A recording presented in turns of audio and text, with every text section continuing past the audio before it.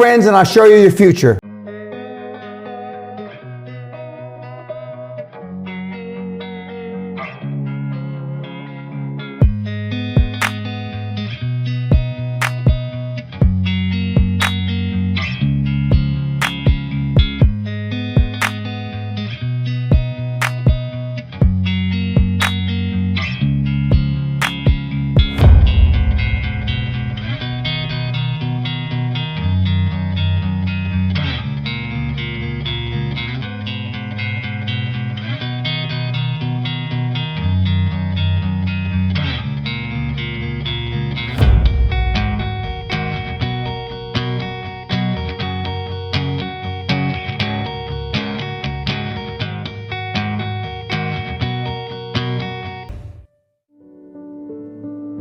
Ted Turner just gave his 75th anniversary party on CNN a few months ago.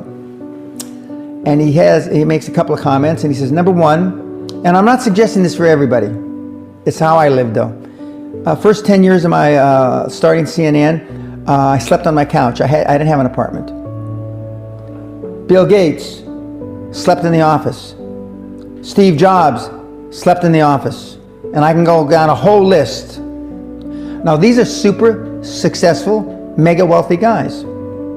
I slept in my office. Not everybody's willing to make that sacrifice. But it's not the only thing. But even if you don't sleep in your office, if you want to send your kids to a better school, if you want to be able to take care of your mother when she gets dementia, if you want to, this all takes money.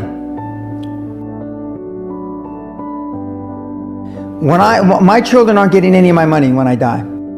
Not one centavo, not one penny. And two of my kids are cool with it. One of them's not so cool with it. I'm not gonna, I think Andrew Carnegie, by the way, Andrew Carnegie, arguably the richest, most successful entrepreneur of all time, he said the best thing that you can have for a child is him to be born into poverty. And I agree.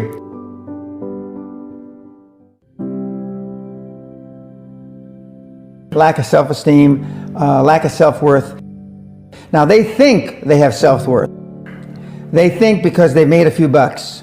But in actuality, and when they measure it against the other 8, 10, 12 people sitting around the table, they realize, or they start to question, hell, maybe I was just lucky. Now, all of us, when you're only a one-trick guy or gal, think, was I lucky? Now, I've done it so many times, I know I wasn't lucky.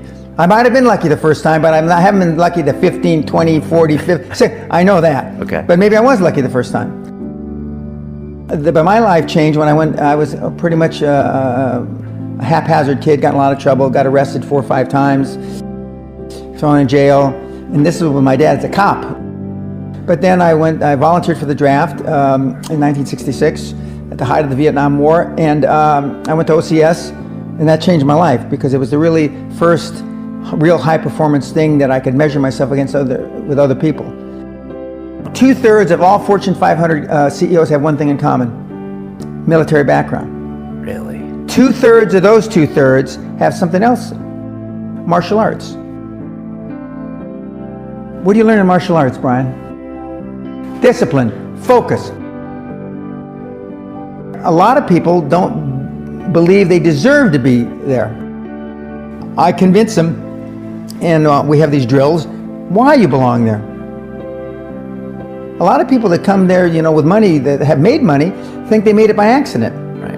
I just had one of my superstars who's made $100 million tell me in the last week,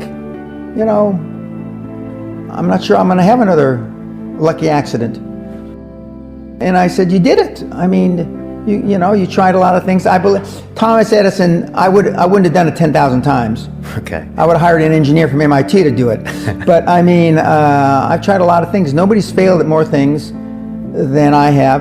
And the first 100 million are successes, but I could write a book about failures that'd be, because I've tried a lot of different things. Because failure is just testing. And one of the reasons I've been so successful in generating this equity and value in my kids, and I call you all kids, is because I convince them that making a mistake is okay. Your parents probably told you, you can be anything you want. But you can't. That's horseshit. You can't. If it's all juxtaposed.